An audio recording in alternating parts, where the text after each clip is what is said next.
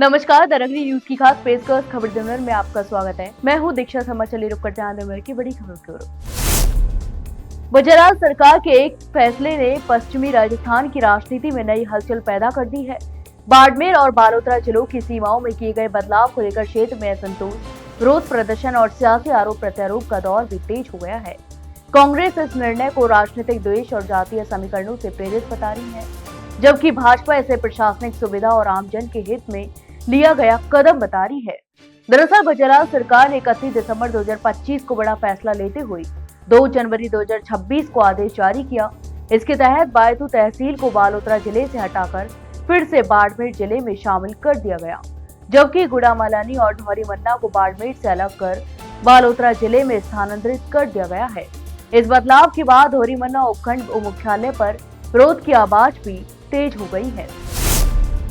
केंद्रीय गृह मंत्री अमित शाह 9 और 10 जनवरी को राजस्थान के दौरे पर रहेंगे। इस दौरान वे जोधपुर और जयपुर में आयोजित विभिन्न राजनीतिक, सामाजिक और सांस्कृतिक कार्यक्रमों में भी भाग लेंगे।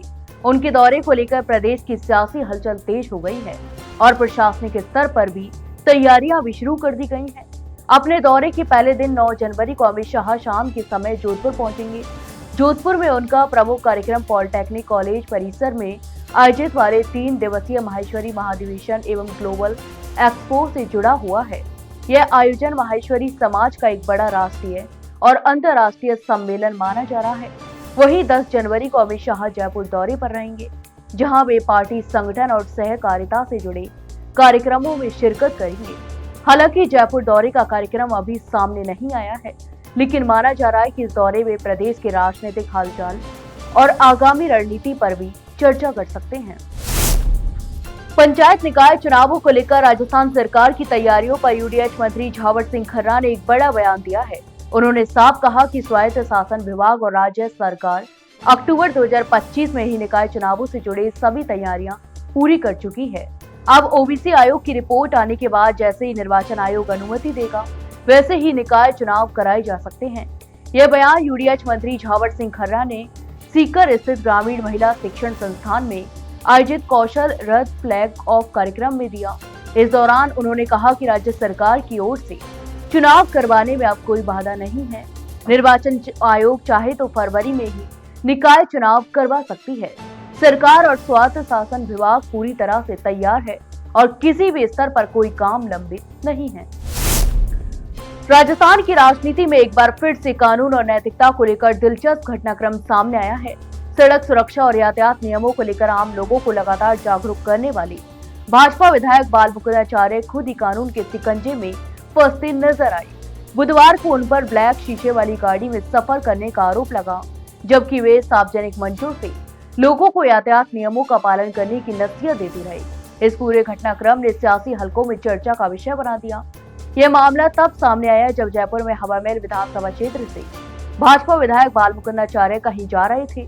इसी दौरान पीसीसी चीफ अध्यक्ष गोविंद सिंह डोटासरा और भाजपा विधायक बाल मुकुंदाचार्य आमने सामने आ गए। डोटासरा की नजर जैसे ही आचार्य की गाड़ी के शीशों पर पड़ी, उन्होंने ब्लैक फिल्म लगे होने का हवाला देते हुए गाड़ी रुकवाई और विधायक को मजाकिया लहजे में कानून का पाठ पढ़ाया।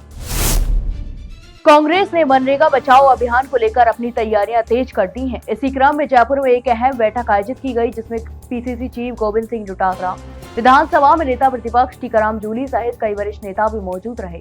इस बैठक में मनरेगा को लेकर केंद्र सरकार की नीतियों पर गंभीर चिंता भी जताई गई और राज्य भर में जन जागरण अभियान भी चलाने की रणनीति पर चर्चा की गई।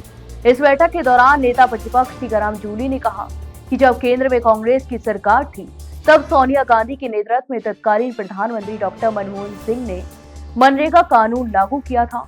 इस योजना का उद्देश्य ग्रामीण क्षेत्रों से पलायन रोकना, बंधुआ मजदूरी से लोगों को मुक्ति दिलाना और गांव के लोगों को गांव में ही रोजगार उपलब्ध कराना था। तो वहीं जूली ने कहा कि मनरेगा के तहत देश में ऐतिहासिक स्तर पर काम हुआ और इससे ग्रामीण अर्थव्यवस्था को मजबूती मिली। जयपुर के सवाई मानसिंह अस्पताल में गुरुवार को एक बेहद दुखद और चौंकाने वाली घटना सामने आई, जिसने पूरे अस्पताल परिसर को हिलाकर रख दिया।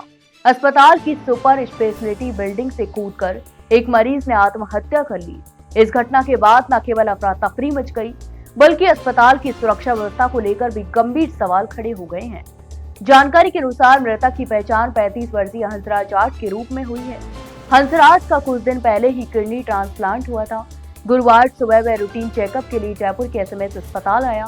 वह सुपर स्पेशलिटी बिल्डिंग की 6ठी मंजिल पर डॉक्टर का इंतजार कर रहा था। इसी दौरान अचानक उसने 6ठी मंजिल से छलांग लगा दी।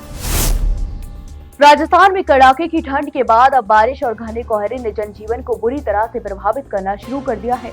प्रदेश के कई हिस्सों में मावठ की बारिश के साथ तापमान में गिरावट और दर्ज की जारी है।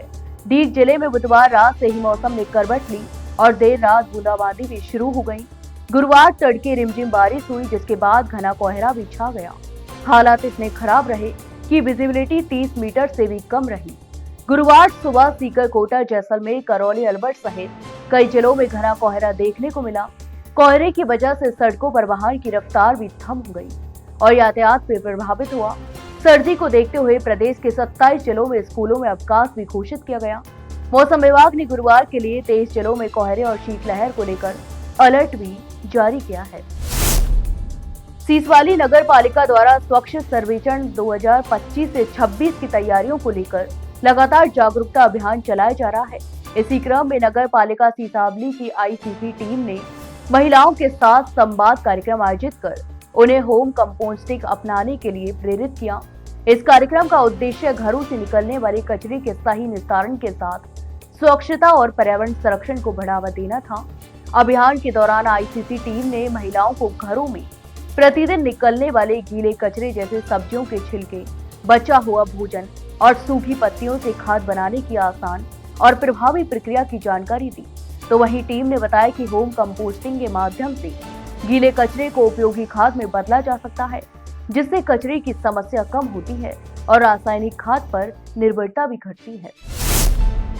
नसीराबाद छावनी परिषद ने एक बार फिर से शहर के विकास और सौंदर्यीकरण की दिशा में एक अहम कदम उठाते हुए शहर को बड़ी सौगात दी है। छावनी परिषद के सीईओ डॉक्टर नितेश गुप्ता के कुशल नेतृत्व में गांधी चौक स्थित नेहरू गार्डन के सौंदर्यीकरण और मेजर कमलेश स्कूल से गुर्जर धर्मशाला तक निर्मित नवीन सीसीबी ब्लॉक टाइल सड़क का लोकार्पण किया गया।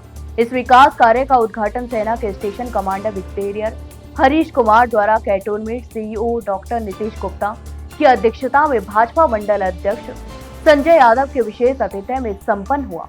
लोकार्पण समारोह उस समय खास बन गया जब शिलापट का उद्घाटन बच्चों के कर कमलों से कराया गया। इस पहल ने कार्यक्रम में उत्साह और सकारात्मक ऊर्जा का माहौल बना दिया। वर्षों से जर्जर और उपेक्षित पड़े नेहरू गार्डन को छावनी परिषद ने आधुनिक स्वरूप प्रदान किया। बांसवाड़ा जिले में स्वास्थ्य सेवाओं की गुणवत्ता को राष्ट्रीय स्तर के मानकों के अनुरूप बनाने के उद्देश्य से राष्ट्रीय गुणवत्ता आश्वासन प्रमाणीकरण के तहत जिला स्तरीय समीक्षा बैठक गुरुवार को स्वास्थ्य भवन में आयोजित की गई। यह बैठक जिला कलेक्टर डॉक्टर इंद्रजीत यादव के निर्देश अनुसार आयोजित हुई, जिसमें जिले के स्वास्थ्य संस्थानों को तय मानकों के अनुसार तैयार करने को लेकर विस्तार से चर्चा की गई। इस बैठक की अध्यक्षता करते हुए मुख्य चिकित्सा एवं स्वास्थ्य अधिकारी डॉक्टर खुशपाल सिंह राठौर ने सभी संबंधित अधिकारियों को निर्देश दिए एंड-टू-एंड प्रमाणीकरण की प्रक्रिया को निर्धारित समय सीमा में पूरा किया जाए, ताकि आम जन को गुणवत्तापूर्ण और सुरक्षित स्वास्थ्य सेवाएं उपलब्ध कराई जा सके। उन्होंने स्पष्ट किया कि इस कार्य में किसी भी स्तर पर लापरवाही बर्दाश्त नहीं की जाएगी। तो ये थी दिन भर की तमाम बड़ी खबरें। कल फिर आपके साथ रूबरू होंगे, तब तक के लिए नमस्कार।